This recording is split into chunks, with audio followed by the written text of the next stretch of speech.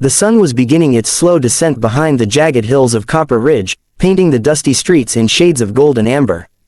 Amelia Hart stepped off the stagecoach, her boots crunching against the dry earth, and adjusted the wide-brimmed hat that shielded her face from the harsh sunlight. She had come to Copper Ridge seeking a fresh start, but the moment she set foot in the town, she realized that life here was never simple. The wooden sidewalks creaked under her weight, and the distant clip-clop of horses echoed through the street, mingling with the occasional laughter and holler from the townsfolk. Amelia tightened her grip on the small bag slung over her shoulder. She had a plan: find work, earn a living, and avoid as much trouble as possible, but fate had a way of twisting plans into something entirely unexpected. Her first stop was the saloon, a lively building with a swinging door that banged against the wall as she pushed it open. The smell of whiskey, dust, and smoke hit her instantly, and a group of card players paused to glance her way. Amelia's green eyes scanned the room, taking in the details: the bartender polishing glasses, the piano player plinking out a cheerful, if slightly off-key, tune, and a few cowboys lingering at the corners, laughing and boasting loudly. She had been in towns like this before, towns where a newcomer could either blend in or become the subject of every whispered rumor by sundown. Amelia preferred blending in, at least at first. But then she saw him. Jack McAllister leaned casually against the bar, the kind of man who seemed to have been carved from the very mountains themselves. Broad shoulders, rugged features, and a crooked grin that suggested he knew exactly what trouble he could cause. He was tall, impossibly tall, and Amelia had to suppress a roll of her eyes. She had heard the stories about Jack. Every town had one of those men, the kind whose charm could disarm anyone, whose reputation seemed as wide as the river, but she had vowed not to be distracted. Not by men, not by flirtations, not by anyone. She had her life to sort out first. Their meeting, of course, was far from subtle. Jack, in the middle of leaning over to accept a drink from the bartender, collided with Amelia's bucket of tools that she had set near the entrance, sending wrenches, hammers, and nails clattering across the floor. Amelia yelped and bent down, scooping up her scattered belongings. Jack's smirk widened. "Sorry, miss," he said, his voice smooth as whiskey. Amelia's temper, already short from a long journey, flared. "Watch where you're standing, cowboy," she snapped, glaring at him. Jack chuckled, unbothered. "Seems to me, lady, you've got more tools than sense in that bag." His teasing tone made Amelia grit her teeth, but there was something undeniably magnetic, in the way he looked at her. She had to shake her head. No, absolutely not. She couldn't let herself be charmed. She had survived by being smart, by staying sharp, and by keeping people at arm's length. That wasn't going to change just because of a smirk and a pair of sparkling brown eyes. Despite the rocky start, circumstances pushed them together. The town had a small blacksmith shop, the backbone of any growing settlement, and Jack ran it with an easy confidence that Amelia secretly admired. When he noticed her trying to carry a heavy box of supplies on her own, he offered a hand, and then another, and eventually an offer to work for him. Amelia hesitated. Pride, stubbornness, and a lingering fear of letting anyone in clashed within her. But she also recognized the opportunity. She needed work, she needed stability, and Jack, annoying, frustrating, infuriating Jack, could provide it. She agreed, grudgingly, and thus began the unlikely partnership that would change both their lives. The days that followed were exhausting. Amelia quickly discovered that working at the blacksmith shop was more grueling than she had anticipated. She had thought she was strong, capable, and unflappable, but swinging hammers, lifting heavy iron, and enduring the heat of the forge pushed her to her limits. Jack, ever perceptive, noticed her struggle and offered advice, encouragement, and occasional, teasing remarks that made her cheeks burn. "You've got fire in you, Amelia," he said one afternoon, wiping sweat from his brow. "Just need to learn to channel it without knocking the whole place over." Despite her initial resistance, Amelia found herself enjoying the work. The rhythm of hammer on metal, the satisfaction of creating something useful with her hands, it was grounding, almost meditative. And as she worked alongside Jack, side by side in the hot, crowded shop, she began to notice things she hadn't expected. The way his eyes softened when he thought she wasn't looking, the small acts of kindness he offered the townsfolk without anyone noticing, the way his laughter filled the air like sunlight breaking through a storm. Slowly, unconsciously, Amelia felt her walls beginning to crumble. Yet, life in Copper Ridge was never without its complications. Rival suitors eyed her with curiosity and, in some cases, envy. The townsfolk were quick to gossip about the newcomer and the handsome blacksmith. And the ever-present threat of bandits lurking beyond the town's outskirts reminded Amelia that danger was never far away. She had grown up fast, learned to fight, and to survive, but love. That was a different kind of challenge entirely. Then came the night of the storm. The sky darkened, clouds roiling like angry sea waves, and rain pounded the wooden roofs of the town. Lightning split the sky, followed by the deep rumble of thunder. Amelia and Jack were trapped in the blacksmith shop, trying to secure the building against the wind and debris. A loose beam swung perilously, a crate tipped over, and in the chaos, Amelia, in her frantic efforts, climbed up onto the loft above Jack's workspace to steady a falling shelf. The sudden proximity, the shared adrenaline, and the sound of their laughter amidst the storm blurred lines they had carefully drawn. Jack looked up at her, eyes wide with a mixture of exasperation and amusement. "You're insane," he muttered, though his voice carried something softer, something that suggested he didn't entirely mind. Amelia's heart raced, adrenaline mingling with something more primal, excitement, fear, and a spark of emotion she had long tried to ignore. The storm outside raged on, but in that moment, the world shrank to just the two of them, standing on uneven floors, sharing glances that lingered too long. By the time the storm subsided, Copper Ridge seemed almost peaceful again, as if the chaos had been a test of character and courage. Jack brushed a streak of soot from Amelia's cheek, and for the first time, there was no teasing in his expression, only a quiet acknowledgement of what they both felt. "You're something else, Amelia Hart," he said softly, his voice carrying an intimacy that startled her. "I don't think I can let you go." Amelia swallowed hard, feeling her own heart betray her stubborn pride. She knew, in that instant, that the simple plan she had made when she arrived, find work, earn a living, and avoid trouble, was no longer enough. Life, it seemed, had different designs, and Jack was at the center of them.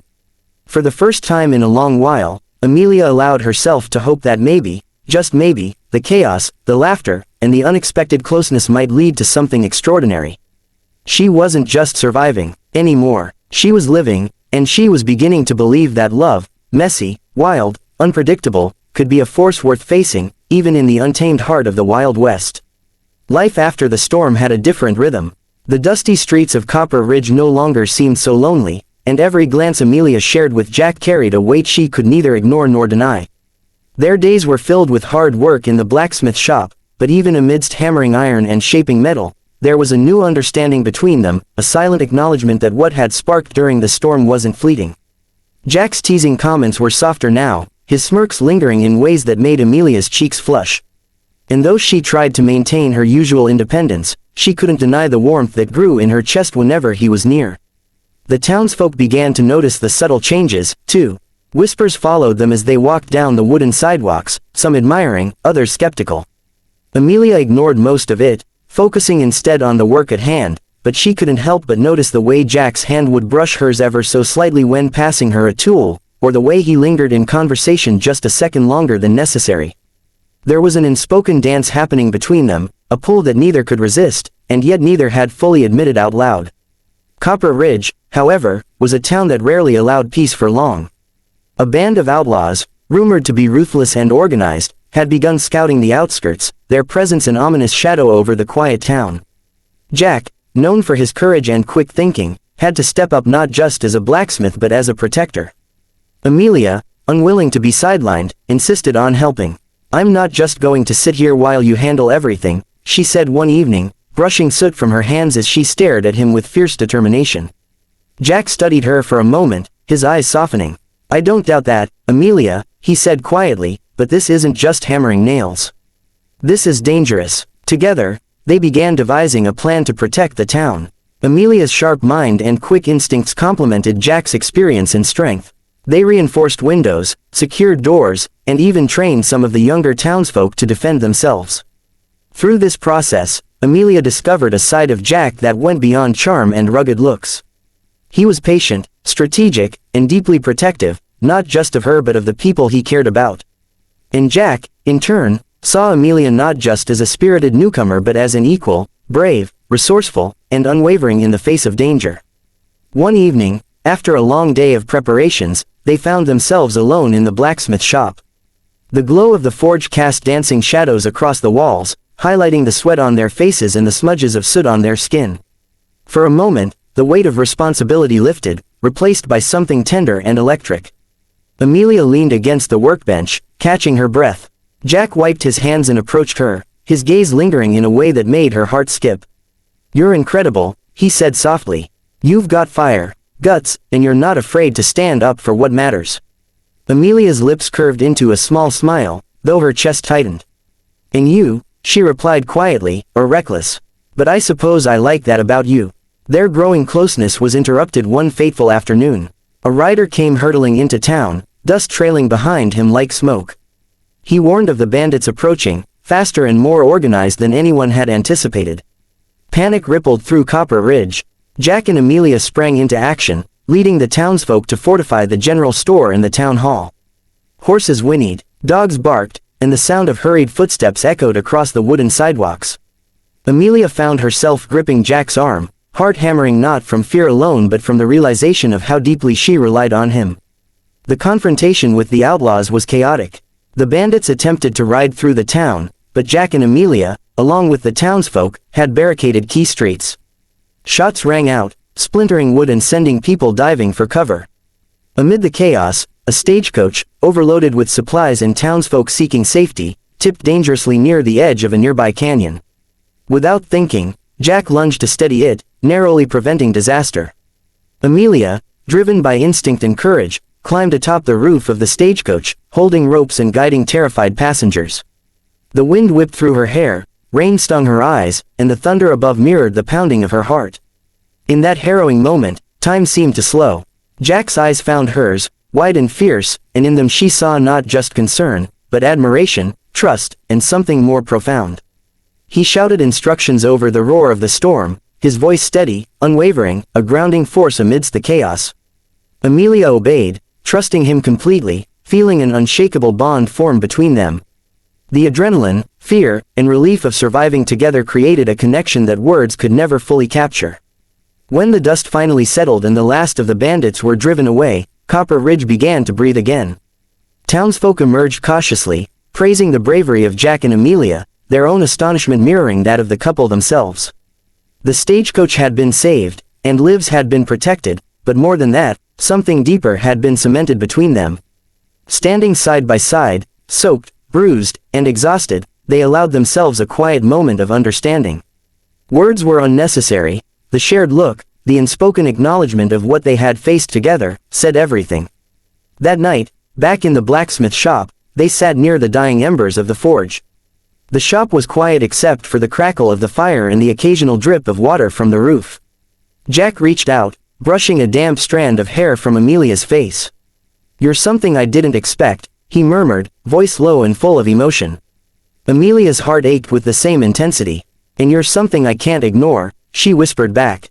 The storm outside had tested their courage, but it had also revealed their hearts, exposing feelings that were tender, raw, and undeniably real.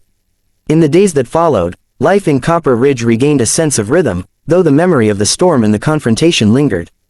Jack and Amelia continued to work side by side, their connection deepening with every shared smile, every challenge met together, every quiet moment in the forge.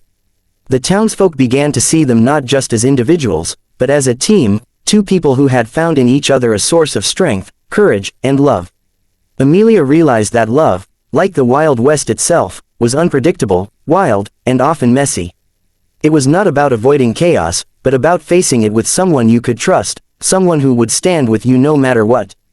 And Jack, in turn, understood that his life in Copper Ridge, once solitary and structured, was infinitely richer because of her. They had faced storms, literal and metaphorical, and had emerged not broken, but stronger, bound together by courage, loyalty, and an undeniable spark. Every glance, every touch, every shared laugh reminded them that the world could be uncertain, but the bond they had forged was steadfast. Standing together in the forge one evening, watching the sunset turn the town golden, they both understood a simple truth. In a world full of unpredictability, love was the one thing worth risking everything for. And as the wind whispered through the streets of Copper Ridge, carrying the scent of dust, smoke, and hope, Jack leaned close to Amelia and whispered, "Whatever comes next, we face it together." Amelia smiled, heart full, and nodded. Together, she echoed,